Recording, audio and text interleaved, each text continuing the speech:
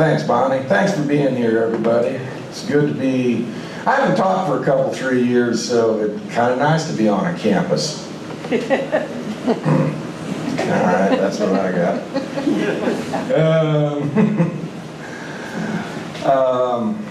Yeah, I'm going to read mostly out of this Front Pew at Paradise, this book, and I'll read a couple of newer poems at the end. I want to tell you a little bit about this poem before I read it. Maybe makes the poem a little easier to catch. How many of you are from small towns? Everybody. How many of you are from county seats? Okay, just one. Well, county seats are a weird kind of small town. I live in Wayne. I taught at Wayne State, as Bonnie said, for a lot of years. I live in Wayne. Originally, Wayne was a town that was created, like a lot of the small towns in Nebraska were, by the railroad. When the railroad came through, they needed a place to fill up all those locomotives with water about every 8 to 10 miles, and that's why there's so dang many small towns in Nebraska. Before Wayne started, before the railroad came in, there was a county seat in the county for a few years. It was called LaPorte. And the LaPorte Cemetery, a little tiny cemetery, is just a few miles out of Wayne City. And it's a really interesting place to go. I mean, it's got red native grasses growing there, and these are, by my lights, ancient tombstones. I mean, there were 1800s, people who died in the 1800s there. And it's really a peaceful place. And that cemetery was a quarter mile or so from the original town site of LaPorte. Now that town's completely gone. For a long time there was a granite marker there, and that marker, what it says I will read in the poem here, but it marked the original town. At some point somebody decided that they needed to move that marker, so they've moved it up behind the courthouse in Wayne, and it says this marker is erected on the site of LaPorte, which of course it's not. So there's a kind of revisionist history that goes along with living on these plain states and these rural states that keeps happening again and again and again, and it bothers me. So I wrote a poem about it to try to expiate that bothersome thing. All right, it's Walking the Dogs. This 1900 brick barn of a courthouse atop this county government high ground, turrets stretching the view in case of belated native attack or the approach of distant white relation, already stands condemned to rubble by the habit of revision of history.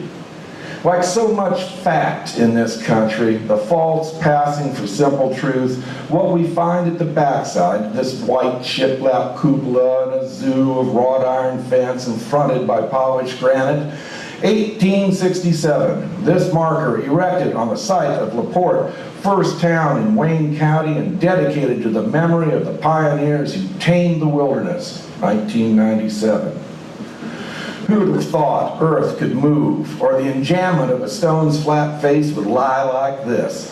A rock hauled these few miles to make room for what would be fence row to fence row corn, if any fence still stood. The houses below, a ghost town in the making to half-human, half-wild canine eyes.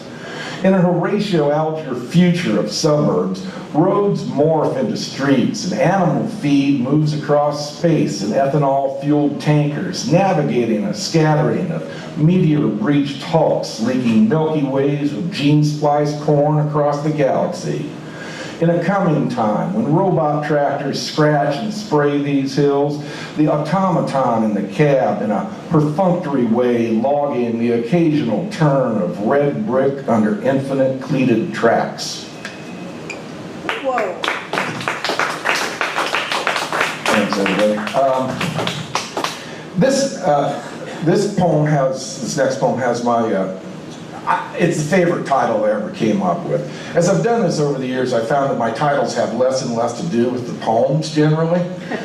I don't know that that's good or it's bad or it's indifferent. But in order for you to appreciate this, I got to sort of do a survey again. How many of you recognize the named Louis L'Amour. Yeah, you gotta be a certain age. Yeah, there's no reason you would. If you're 20 years old, there's no reason. Louis L'Amour published probably a couple of hundred novels, all westerns. And they're all essentially the same. A stranger with a strange history rides into town. There are bad guys. And by the end of the book, he shot the bad guys and he's got the girl. And Louis L'Amour was incredibly popular. Your grandparents, your grandfathers, about that age, or maybe your great-grandfathers, are likely to have read a lot of Louis L'Amour. That's all you need to know about Louis L'Amour, but it will help with the title, which is A Louis L'Amour Apache Eats His Favorite Horse.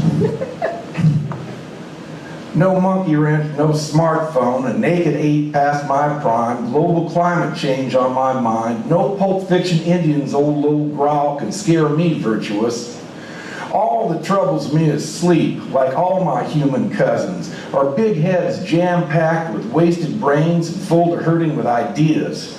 Inside our skulls, the buzzing of dreams, August flies bouncing against kitchen screens. Some truths will never escape.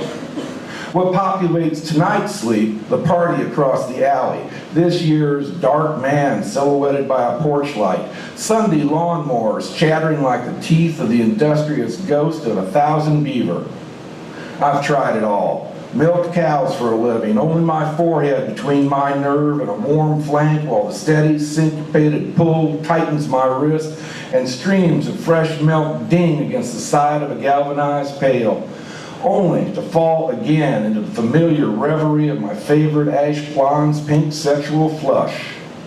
I've scraped off swaths of neocortex and dropped them in the recycle bin, found the hallucinogenic door past the meditative gate to a shadow world true as brick and leaf, only to wake on this side of the light, back in these meager times when no giants walk the earth. Ah, hell. Any trouble's good trouble. I'm a bad man, wrong about love. I deserve what I get. I cut my teeth on Nebraska weather among my quick brothers in a long-gone spirit time and live now in rows of big bellies ensconced in split-level lazy boys watching the flicker of others' mediocre visions. Why pour over a tired recipe? One hunted man staring into the colored tongues of flame, each page a futile, bitter bite of what could be my own heart, burnt in the toxic grit of my home country.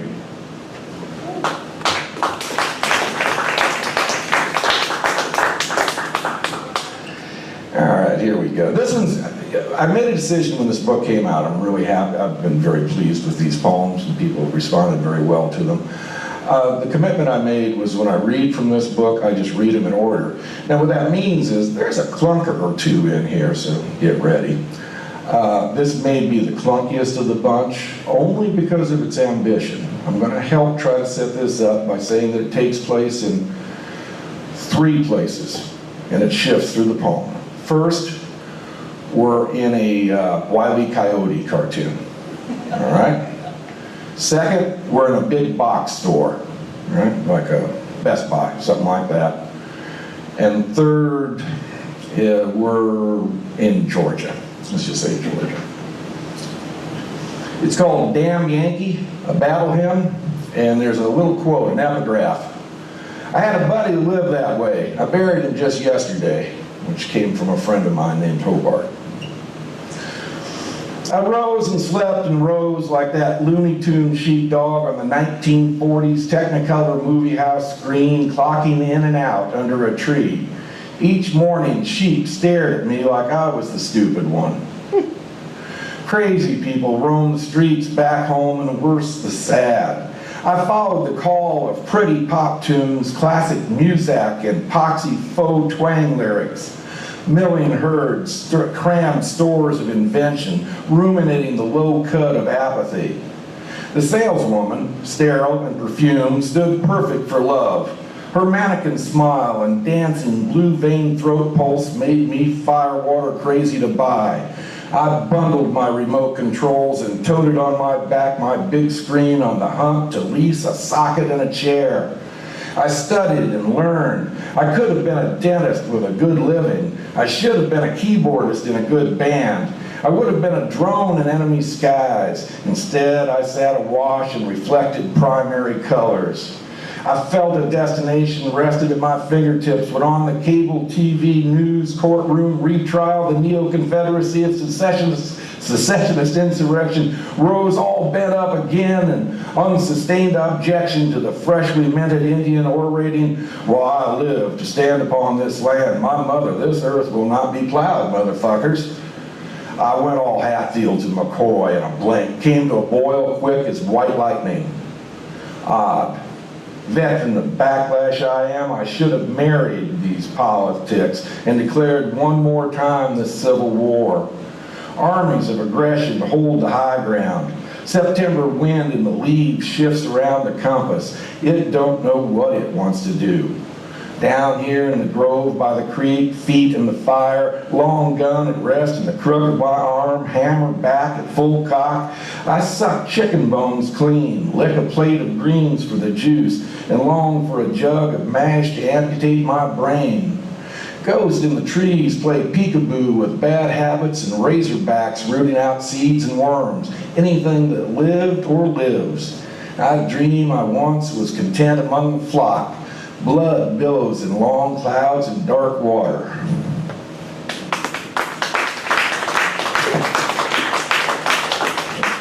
That's kind of a political poem in case you weren't listening. I just announced it.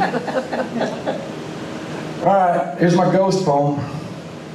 Why not, right? Just do one. The short reach of fall leaves. We ghost. Won't quit going out for groceries we won't eat. Pale hands failing to grasp the avocados and guilty secret chocolates. Our cars line the station apron, oil unchanged. We won't face the loss. Mail Christmas cards late in tear. Addresses a thin ectoplasmic script. Screeching, we rip old shirts to rags, jealous of the life they saw. Hide buttons where one day you will find them and stand staring into your hand, surprised and puzzled. While you peel potatoes in the kitchen or put trash at the curb, we're in an empty room staging reenactments of all the accidents we did or did not survive. Falls that broke our arms, electrocutions, mild concussive or lethal head splittings. We compare scars. When you lie in bed alone and awake under the waxing moon, we run in gangs over land and sea, chasing light in circles around the earth like thin, trailing clouds, drinking it all in like good bourbon. Or maybe overcome with nostalgia and loss, we won't leave something of our childhood, say a dusty cobweb-draped pencil sharpener on a rotting schoolhouse wall in an abandoned county, rollers rigid in rust now, but warm with touch to us and smelling of cedar and graphite, as when we wrote out all our numbers to 100 as punishment for cutting the monkey. But usually we're near. Lingering in those cold spots of our making, you shiver when you cross, hanging in the window glass until the moment before you look out at the day, or paired with you in the mirror when you put on your face. Truth is, we've got nothing better on this astral plane than sticking to you for as long as you've got. Truth is, we're sick and tired of death and looking for our fun. Take your time now, but know, though it doesn't matter in any way, we're anxious that you join us.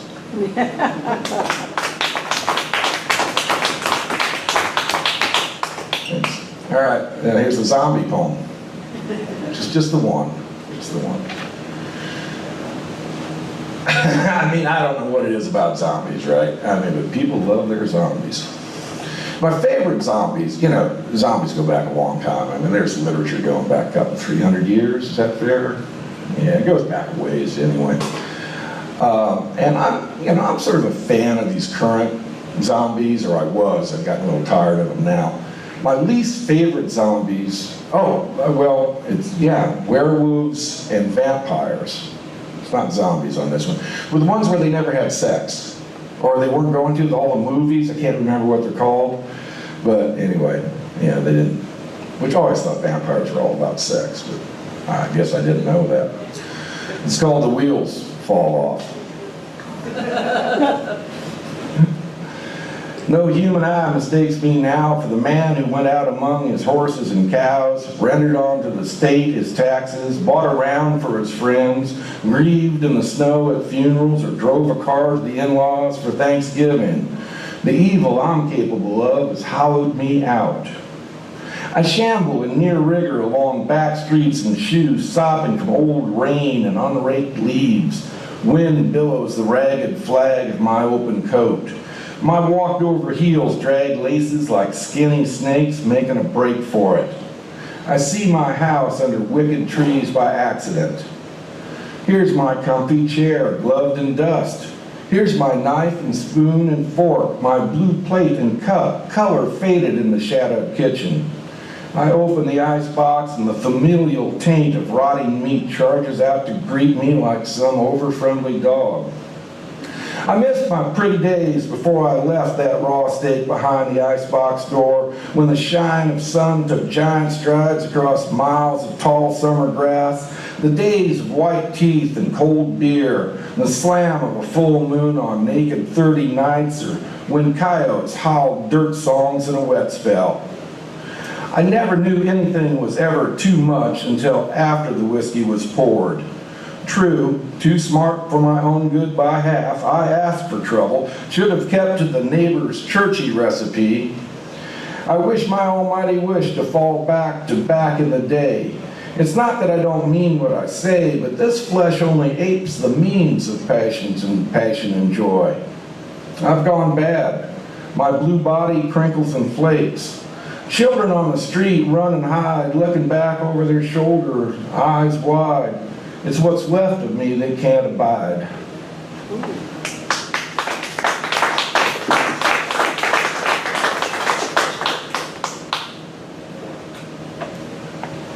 Yeah, thanks for clapping. It makes me a little less self-conscious when I walk over there to get a drink. I'm terrible with sort of remembering what year things happened in. But a number of years ago, a tornado hit Wayne. I guess you wait around in this country, one's going to come for you. This is a poem that came out of that experience. What goes around comes around. Thank you.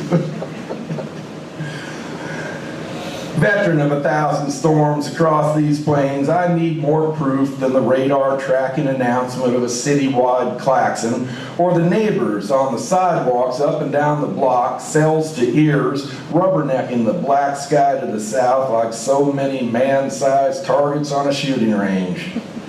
No whirling Dorothy this time, but the real thing, and no Pecos Bill to write it down. I dig my toes into the centrifugal cell's persistent sore spot. Watch from my dining room the flying ice and the wind's quick circle around to from the northwest.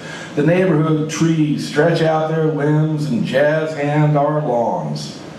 What picture do I create out this window while neighbors on the edge of town in their cinder block restroom look up, turkeys in the rain, far past where the place roof used to be, through the still sky into the cyclone's eye before the storm hits its next spin cycle.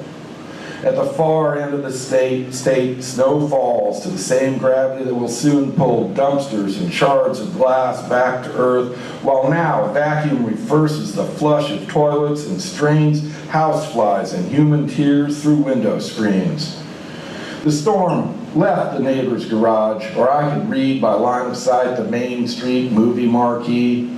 Beyond all odds and anecdote, the immigrant trailer town stands no more scarred than before. This tree and that lay across the street, the twist of their stumps snarling at an empty sky. A red Chuck Taylor hangs from a down branch. Local heroes speed to what's past. A neighborly social order climbs out of the cellar, brushes off its work clothes, and rolls up its sleeves. For miles back around the line of that traveling epitome of hectic, willow draws run tangled, and cottonwoods that pass for ancient in new country stand stripped for the world to see. Steeples of abandoned churches hold aloft their crosses still. People struck deep past the thin borders of warm skin, damage beyond property, confirm the truth we all ignore. We walk soft this brittle earth, but for the spirit that animates us. Nothing changes but the land and the sky that fell to scour us from this misspent earth. I walk the same leashed, ignorant face down the bland city street.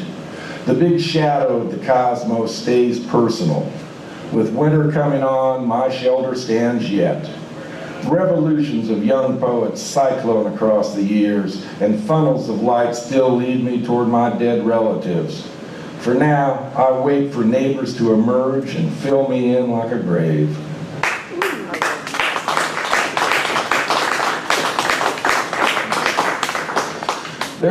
One of the classic books of Western literature is by a guy named Teddy Blue. It's called We Pointed Them North. He was actually born in England, and then his family moved to Nebraska, and he was running or watching cattle, his dad's cattle, west of what's now Lincoln, when he ran into these Texas trail crews as a young teenager. And so he spent the next 15 years of his life trailing cattle, ended up in Montana. And this book is just full of details and anecdotes. Now, I've got an interest in 19th century Western America. I don't expect everybody to share that. He does talk about the relationship between these cowboys and prostitutes, however, which I think is of more general interest. Just go out on a limb with that one. He says that there's an epigraph for this, and it comes from Teddy Blue. And he's talking about the prostitutes, and he says, "We'd go in town and marry a girl for a week, take her to breakfast and dinner and supper, be with her all the time." The poem is called The Little Wedding Blues. We believe a pair of pure young hearts, singular and eternal when sprinkled with magic words by brightly vested authority. We know nothing's forever. That juice jumping hand to cheek, those smiles and well-water eyes, the abracadabra of passion. That standing guard in the middle of a fairy tale, listening to the echoes of dwarves excavating within gets damn grim. We understand planes fall, cars crash, disease whips us to quicker ends, handsome traveling salesmen pay calls, and women in bars can be lonely. We feel so many things, like how the first grunting human to smell language spelunk in his skull illustrated cave walls as visual aids, hoping that someone special at the fire could say new words he hadn't thought to hear. And we remember the ripping grip of cat claws, our hearts pumping full the vessels of our throats while fanged mouths close upon them, when we meet our lost and dying compañeros in the mountains, jungles, plazas, or through the savage glass at the store. This late winter, day one of a long weekend, students streaming south on the high road against gulfs and bays of geese, when we'd make any deal with the devils nipping at our heels and trade for this grief, for this not to be the last word.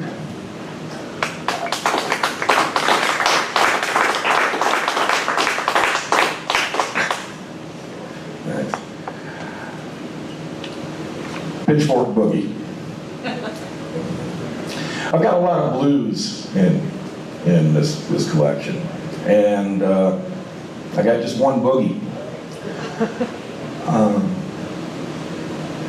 I'm trying to think if there's anything I need to tell you, but I don't. You'll figure it out. Y'all know what a union suit is, long johns, right? Just go like this. All right, good work. We'll look it up later. Pitchfork Boogie. Devil don't roll up on the crossroads at midnight on no cloven hoof every time.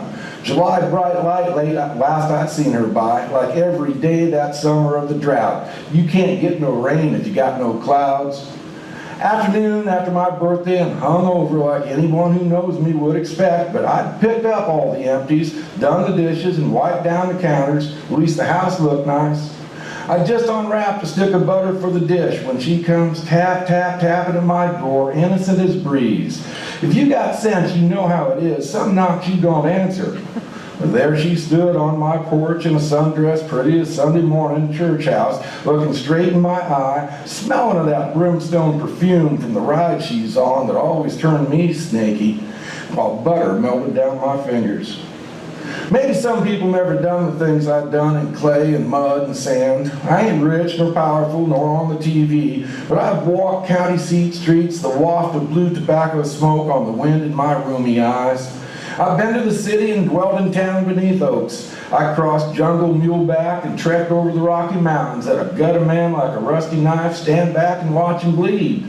I lived on the land and been far to the fair to see the elephant. I seen pure potash driven like snow and the wind herding a tumbleweed down a 4-lane for miles, while clouds on the divide stared like hanged Mankato Santee. But Jesus will pop up odd too, all blue eyes above that passive-aggressive grin he got. Last time he came to me in the bathtub. I was working hard to soak a day of winter freeze out of my bones. All I wanted was to get clean and dry and warm, and in my oversized union suit, in bed with the covers over my head. I was carrying a world of worries on my shoulders from too much work and not enough me, too many children and not enough house, when I got hooked in the water by an epiphany. I seen my answers weren't enough and shivered from sin as much as cold. The tub was nothing but a baptism. I sank down in the water and turned it all over to Jesus. I come up gasping and saw all the signs I'd followed pointed one way toward heaven, and I knew I'd leave that tub to witness my surprising conversion to the woman who then lived downstairs. I swear, baby, I swear the scales have fallen from mine eyes and my heart's been made open to Jesus. My faith would carry me through the martyrdom for laughter. The weight of the felled tree lifted from my chest. I rose like fishes swaddled in loaves out of Galilee, rubbed myself raw with a Turkish towel, climbed into them long handles like any man, one leg at a time, shoved down each sleeve, and threw 3 feet of red wool leg over each shoulder. The bathroom mirror made my future clear. If Jesus wasn't going to take care of little details, I'd damn sure better trust the devil in me for the important stuff. Maybe it is me that's broke. I can't say what's left to learn. Maybe this world's nothing but a cooling board and I'm a dead man laid out on it, rigor just starting to pull up a smile. It's true I cheated, I lied, I stole, but you tell me what ain't on the table when honesty fails. I come from a place of lonely people, good cattle, and notions in the dark, where peace shows up late by years if it comes at all. Anymore, I don't open my door to just any pretty face.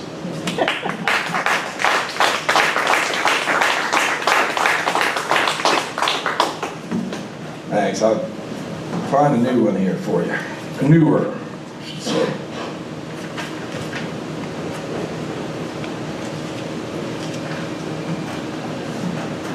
All right. White Buffalo.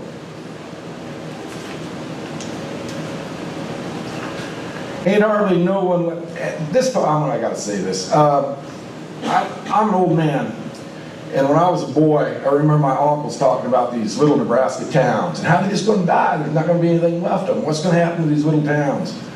I still hear that conversation every once in a while. It hasn't changed in 60 years.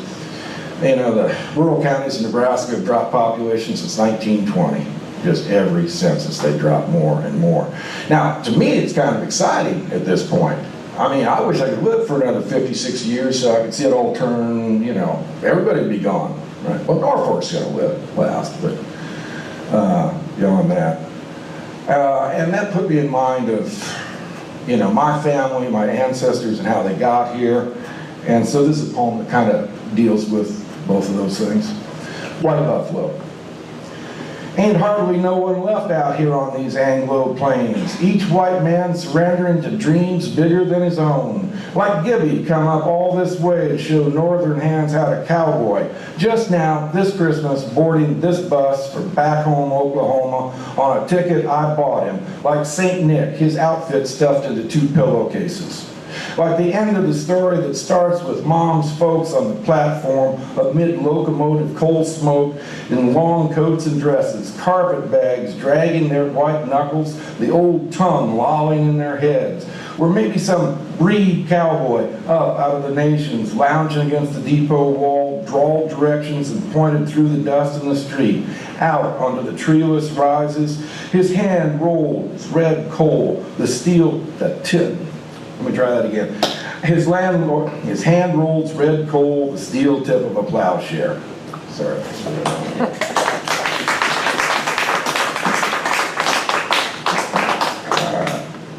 Just one more short poem, and I'll get out of the way and let Marge get up here and do her magic. I don't know. This is a poem that kind of comes out of doing poetry readings, I think, or being a poet. It's not like if you're a poet, everybody's just waiting to find out what you're going to do next, right?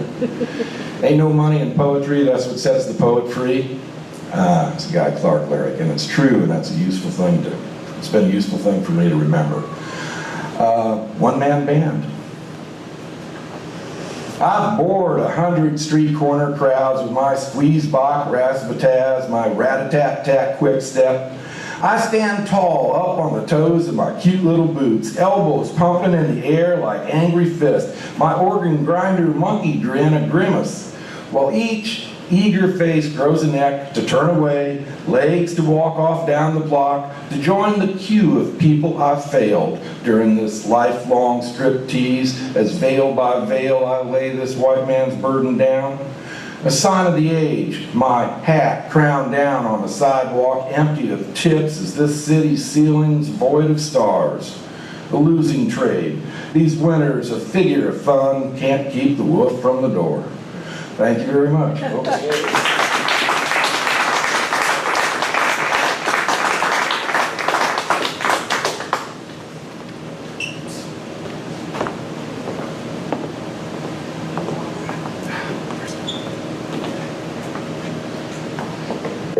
Thank you, JV.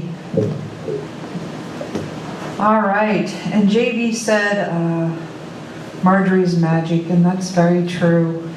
You're up for another treat here with Marjorie Saiser. She has 6 books of poems and 4 chapbooks.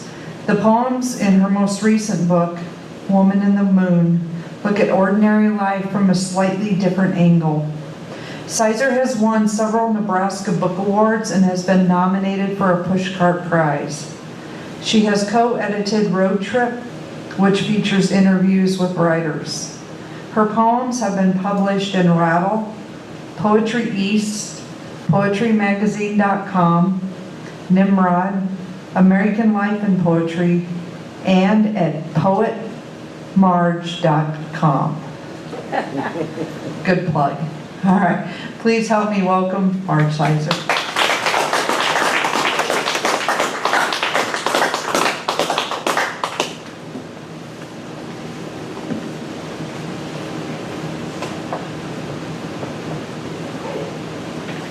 Hello, everybody. Hello. And thank you, Bonnie. A few minutes ago, I was being interviewed for The View, and Kaylee, the interviewer, asked me some kind of question along the lines of what do you hope for poetry, or what do you like about poetry? And this word came up, to connect, and that's, I'm glad she asked me that question, to connect. In this new book, the middle section deals with those complexities and conflicts in families, something that I'm really interested in. And the poem's connected with someone who doesn't know my landscapes, or my family, my rivers, my corn getting ripe, or the cattle that I drive by. There's a beautiful drive up today. I had this group of poems, and I sent them to a contest at Chatham University in Pittsburgh, Pennsylvania. I didn't know anybody, and just sent them where it said on the website. The judge was Natalie Diaz. I don't know Natalie. And so you kind of forget about it, you send your work out, and I got this email saying, you've won, we're going to send you a check for $500, we're going to send you an airplane ticket. But here's the real prize to me, here's the real prize, because as JB said, it's not about money.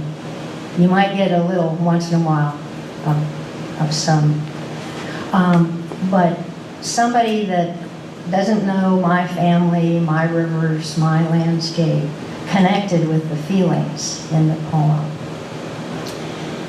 So that's what keeps us going. And I am interested in the ordinary things, ordinary life. So here's that feeling that you get once in a while where somebody is making sure that you don't know that you're not very important. You're the nobody bird. And the bird in this poem is a bird of Nebraska, the dickcissel. It's an ordinary looking bird. It's not flashy. It's about the size of a sparrow. Not remarkable, but it can really sing. So I started the book with that poem, and I might be able to recite it to you. The nobody bird, and of course the quote is, "I'm nobody, who are you?" Emily Dickinson. The woman leading the bird walk gets excited for a minute because she thinks the bird she sees is one she doesn't have on her life list. But then she says, "Oh, it's just a dickcissel." But I raise my binoculars to bring the sparrow-sized bird, its black bib, its bright eye, into the center of my circle. I see how the nobody bird clings to a stem when he sings, how he tilts his head back and opens his throat when he chooses his notes. The group follows the leader to higher ground. The oriole flies famously into a tall tree. But oh, to be the nobody bird, to hang on and sing.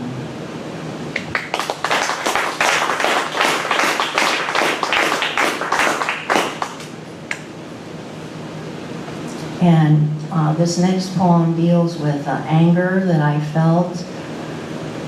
My friend's horse died, and it just seemed so sad and so unfair. Her brown horse must rise from the dead. I didn't want to believe it. She wants him to rise from the floor of his stall, Snazzy, who peppered his delicate hooves across the corral every cold morning, kicking the kinks out. He must rise as if from deep water. What is a day worth without that brown horse? Oh, loss. And from the wind, not a single sigh of grief. He's still her horse. He trots up to her, warm apples of his breath on the skin of her face, her get-ready hands on either side of his skull. She lays her cheek, water-streaked, on his face.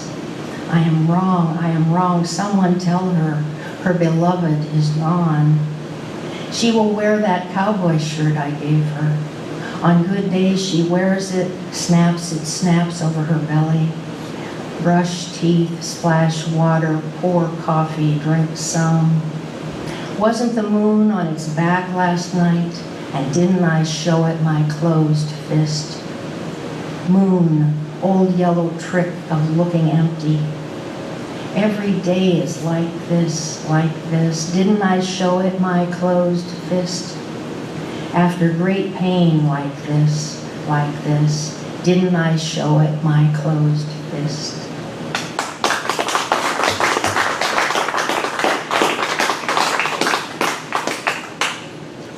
And then this poem deals with that. I'm sure some of you, you're perfect and it doesn't happen to you, but some of us, it's like there's somebody else inside us that says stupid things, ridiculous, embarrassing things, and we go, Where did she come from? I let the ridiculous in me. I let the ridiculous in me prattle on. I sounded stranger than I am. I need to feed my intelligence a lot of silence. A pond at midnight. The wind dying down after bothering the surface. But I gave the microphone to the worried woman who inhabits me. She grabs and gabs. Well, she lives here too. But look how happy she is when I give her something to do. She cracks walnuts for an hour, picks out the tasty pieces, puts the shells into the trash. She listens for the white-crowned sparrow passing through. Her hands busy, she doesn't need to impress.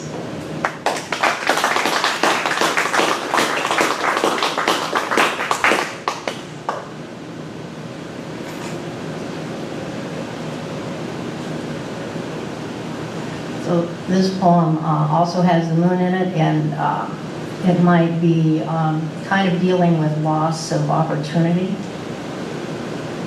And it takes place when my husband had cut a cedar tree down that was right at the corner of the house. My love with his saw has taken the cedar down. I'm standing on the stump where the tree had stood. When he comes around the corner, sees me motionless, staring, and asks, "Is anything wrong?" Nothing is wrong. Everything reaches the end, aromatic or not, unmarked or not. Nothing lasts forever. And it's time for the cedar to go.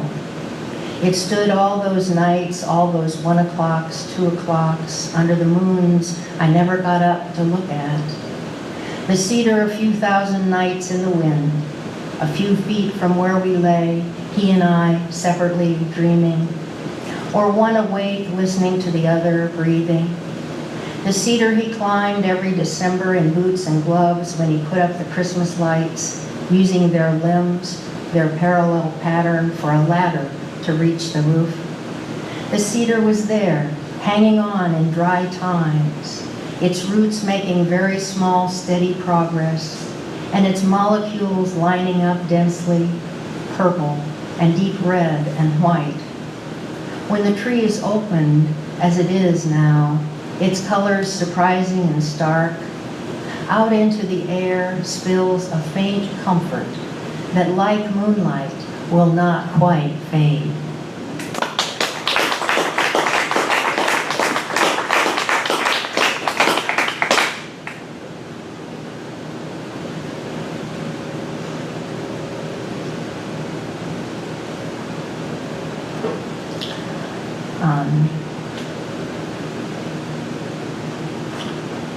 I spend the winters in Arizona and have and really enjoyed, in our neighborhood there's a great horned owl, there's several, and I've really enjoyed like walking at dawn or at dusk around a certain route past certain trees where one or the other tree would probably have one or the other of the owls in it. And so the owls show up in these next two poems that I'll read. There's a door in this world. I don't mean the patio door, open at midnight, admitting the air which has been waiting under stars. I mean an opening to some other existence nobody has any words for. I roll the door back and stand barefoot, unlighted, the cool breeze nosing in, licking around my face and arms. My work is to stand on this X where I am, minding my own business, which at the moment is noticing the silhouette the palm tree makes, surmising where the dove is, where the owl is, what doors they are, what door I may be.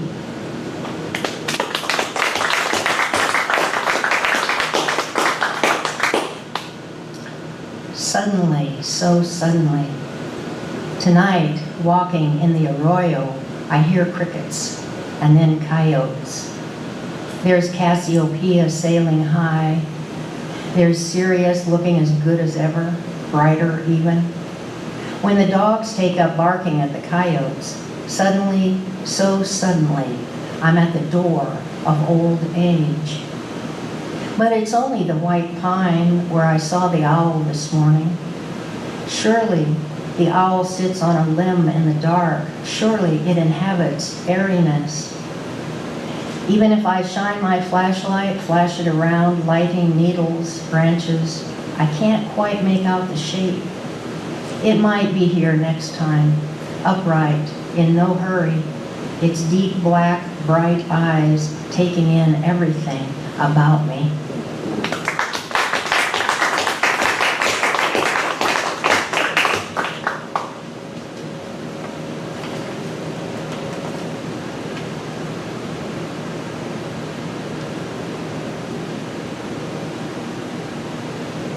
And another Arizona poem. It's so wonderful to have Nebraska rivers and landscape for home and come back to it after enjoying the plants and animals of the desert. It's like seeing Nebraska with new eyes, since you don't see it all the time. But the bird in this poem is an Arizona bird. It's the curve-billed thrasher. And it says something that sounds like wheat, wheat. But in the poem, I make the bird say, wait, wait. It's called As If I'm Going to Live 100 Years. I fritter hours. I drop them like nickels from a pack slung over my shoulder, ever getting lighter.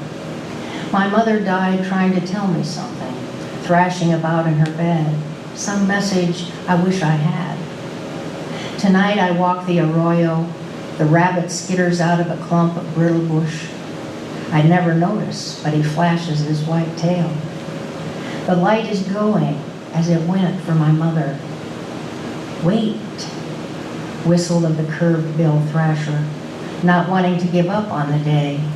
Wait, wait, she whistles. So I do. She's called up one star, one lone pinhole in the west. The owl chases after it, wings shaking out a silence. I have much to do before morning.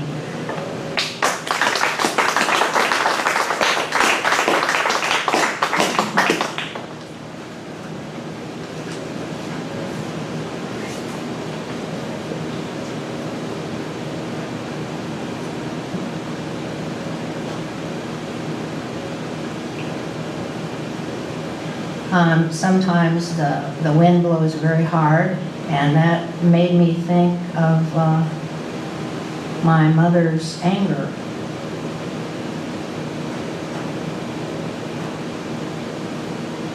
And especially as it was thrashing the orange trees with heavy fruit on them.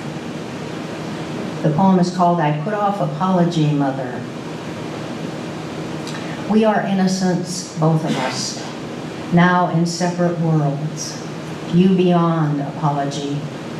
But I offer remorse anyway, into the wind blowing tonight, relentless, tearing at the citrus tree. It's heavy with green fruit, Mother, and will crack. Stop shaking and pushing further than wood can stand.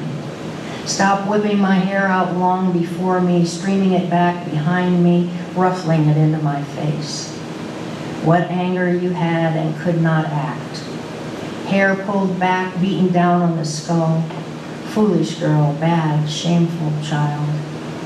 The wind beats my hair, changes, grabs me. Would, if it had arms, hold me against its old thin ribs.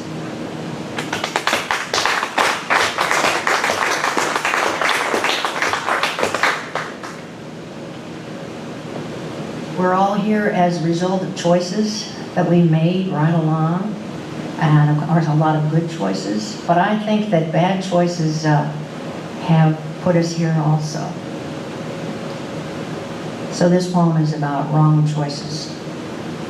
Each wrong choice was a horse I saddled. I rode a little way down the road, got off and saddled another. Got better at saddling, faster at getting on board. Some of my best days, like today, all I can do is hang on. The animal beneath me galloping in some direction I can't fathom. My eyes shut, my ragdoll body flopping. No stirrups, no reins, my fingers in the mane. My most recent egregious error, trying so hard to buck me off.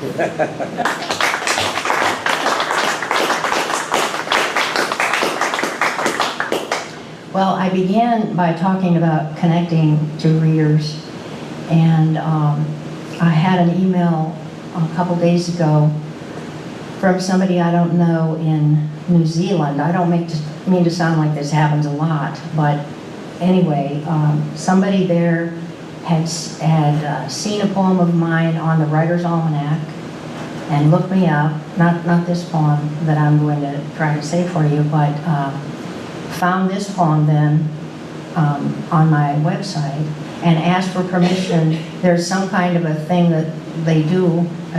She's on the board of some group that hands out poems on cards and wanted to know if I'd give my permission for this poem to be on cards. Well, yeah. So,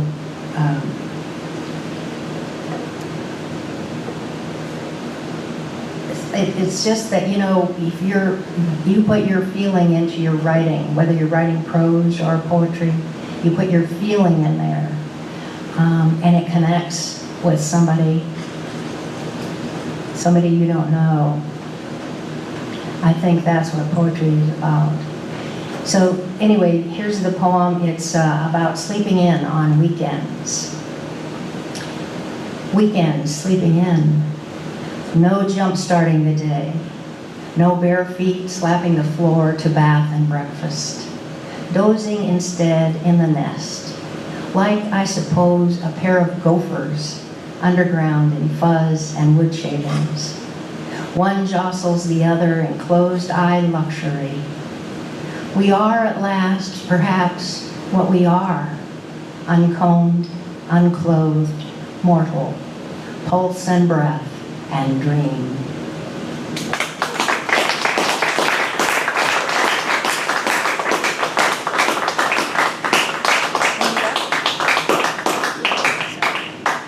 Questions and answers. What questions do you have for us? Did I let you read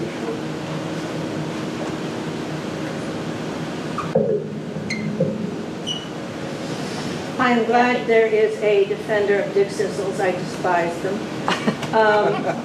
It all started several summers ago when I was weeding a carrot row and thinning a carrot row, and this dick sissel sang his 3 notes and his trill for an hour and a half straight. If it weren't illegal, I would have shot him off the wire.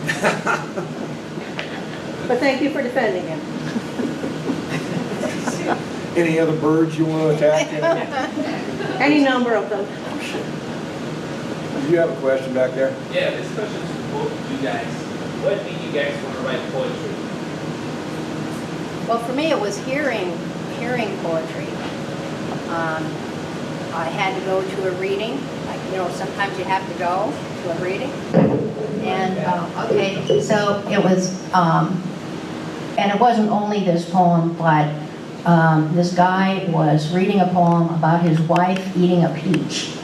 And I'm going, if you can write about that, if you can make me care about this woman eating this peach, that was the start of it. How about you? Too lazy for prose. You know, I mean, I've written short stories and then, and it's like real work. You know, I mean, I had to get up early in the morning. I had to maintain, a real discipline to get all that done. And I think that prose often gets weighed down with narrative. I mean, we got to, first this happens and then second this happens, and we run it all the way from A to Z. And I like the way a poem can sort of talk around narrative and doesn't have to trip over itself all the time telling a story. So.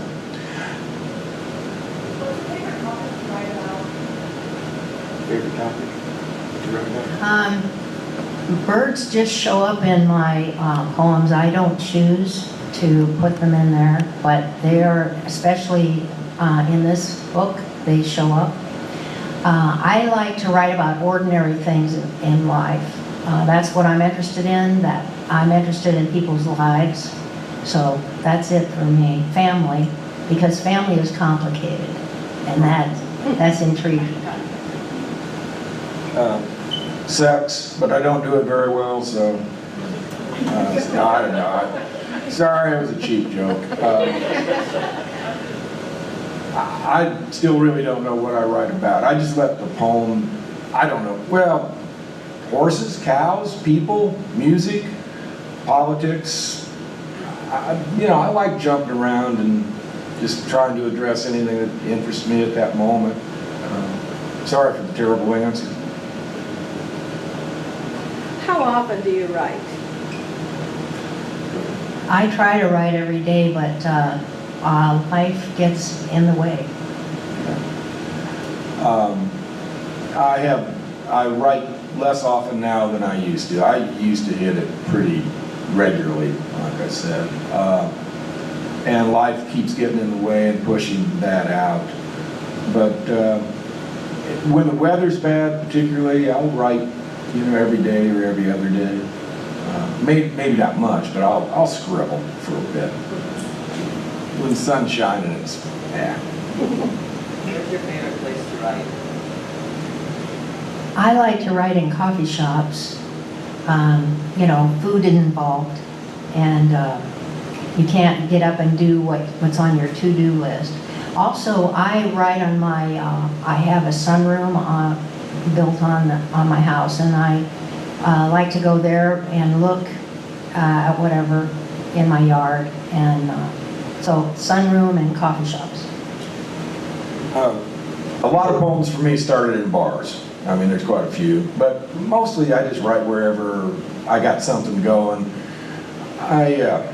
For years I've walked around with a folded, 3x5 card in my breast pocket, and so if something occurs to me, I just stop for a moment and scribble, and then the work happens just at a desk, at a desktop, basically. Why I want to know, but how is your handwriting? Mine's illegible. I think in part, I think my handwriting went kind of to hell in college from taking notes. That's part of it. But as a poet, I'm scared to show. I didn't want anybody to read what I had written until it was finished. So I think I made it even worse. And there are plenty of times when I look at my handwriting, I don't have any idea what I was writing. Marge is awfully good, I think. I have a little light, pack light. I like to write in the dark, and I have kind of a shorthand that I use, but I have to get it right on, get to the keyboard and get it on the screen before I can't tell what I was writing. How long does it take you guys to write a poem after you edited it? Ready to go? It varies a lot for me. I mean, I was having this discussion with Pauline, I think it is, earlier. Occasionally a poem will come pretty quick, an hour or two, but that's very rare. I tend to take notes, and then the next day I take more notes, and when I finally sit down at a screen, keyboard, an hour or two, but then I'll be back at it, looking at it again for an hour or two the next day, or a week later, or 15 minutes. So it's hard to say. And then you also revise after they're published. Not a chance.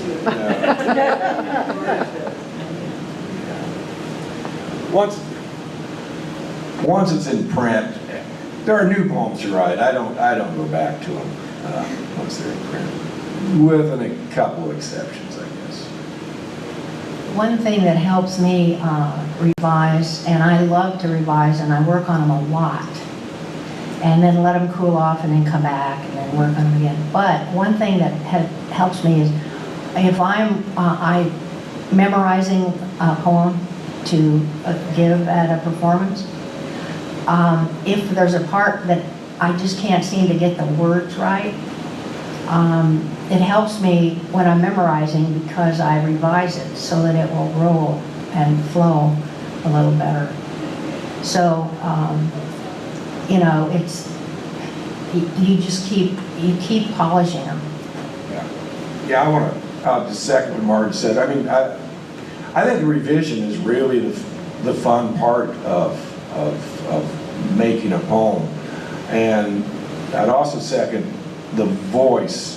You know, as I'm revising a poem, I'm saying that poem at least out loud in my head, and to get those rhythms right. And that really drives me as much as anything with a poem, is just kind of rhythm that appeals to me. But yeah, the great fun is in the revision.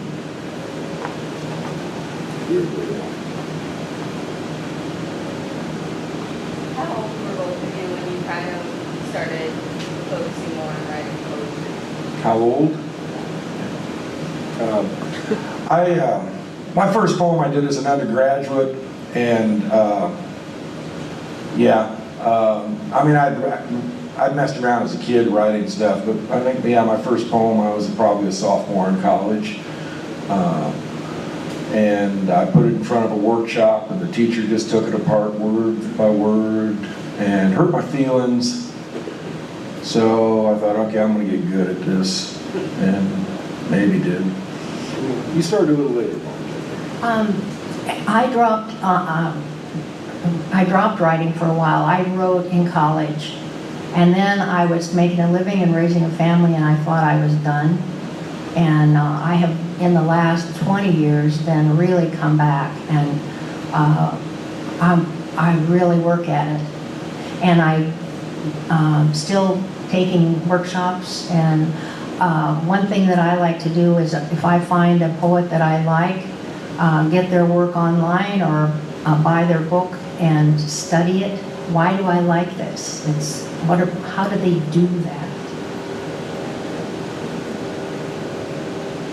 The subject of poets that you like, can you give some examples? Examples of poets you like. Oh, examples of poems I like. Right now I'm studying some poems by Ellen Bass, Mark Doty, Sharon Olds, I think. Like everybody, you know, more or less. Yeah, just a lot of names. And I just leave somebody out, if I said, try to list them. So. No questions from over here?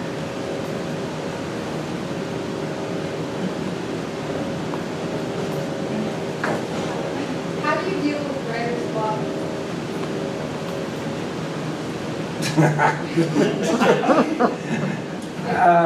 Just start writing. You know how you write. You know, you like type a letter, and then you type another letter, and then type another. I mean, you just write. I mean, it maybe is important to think that not everything you put down is really all that important.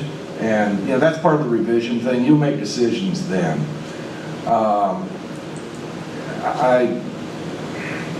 I guess I don't really feel like I've written a lot of junk, but I don't really, but you know, I give myself permission to do that because I think writer's block happens when we think, oh my God, this is so important and I got to do something really, really good. So I just set the bar really, really low for me. I think that for me and for some of my friends, writer's block happens when your head thinks you should be writing this kind of stuff. And so it's blocked. The part of you that writes doesn't want to write that or something. But one thing that helps me is I have writing partners, or have a trio, and a deadline. And also we write together at the same time. We have food in a coffee house or whatever, and then we shut up, take out our notebooks, and write. And that helps because that other person is still scratching away. They're probably writing, I have nothing to write, I have nothing to write, I have nothing to write. But it looks like they're making some kind of progress. So that tends to help. It doesn't solve everything. And also I think it helps me to look at it, those times when I'm not writing, I'm lying fallow. I haven't quit, I'm resting. Yeah, some kind of deadline really does help. I mean, I think that I was always jealous of journalists. You know, if you do like a daily newspaper, you just got to get it done, and then you walk away and you start again. And even arbitrary deadlines, I do invent those so that I sit down and do the work. Yeah, he actually answered my question. I was going to ask if deadlines would be a wise decision for a writer who's trying to write on his or her own. And one way, as Marge mentioned, to get that is a writer's group, 3 or 4 people, whatever the number is that meet, or a college workshop, where you've got that deadline and you just have to have something to show people. And my friends have sat through, read a lot of not so good stuff that I put together just to make sure I met my deadlines. Well, I think some of the block is perfectionism for me, and my friends have said this too. We have this perfectionism, and I know that JV referred to that a little bit too. You think it's got to be perfect. And so perfectionism keeps you from writing. It doesn't make you write better. Since we're on, one other thing I wanted to say too, and this was following up on something Marge said a minute ago. Sometimes we get in our head that the poem or the story is going to be about this, or it's going to go this way. And I think that's a huge, you really got to get out of the poem's way and let it be what it wants to be. You're fighting, you've got a notion of where it ought to go. Sometimes it's just the wrong notion. And if you can kind of step back, the poem will do what it can do, what it wants to do. I hope that makes some sense.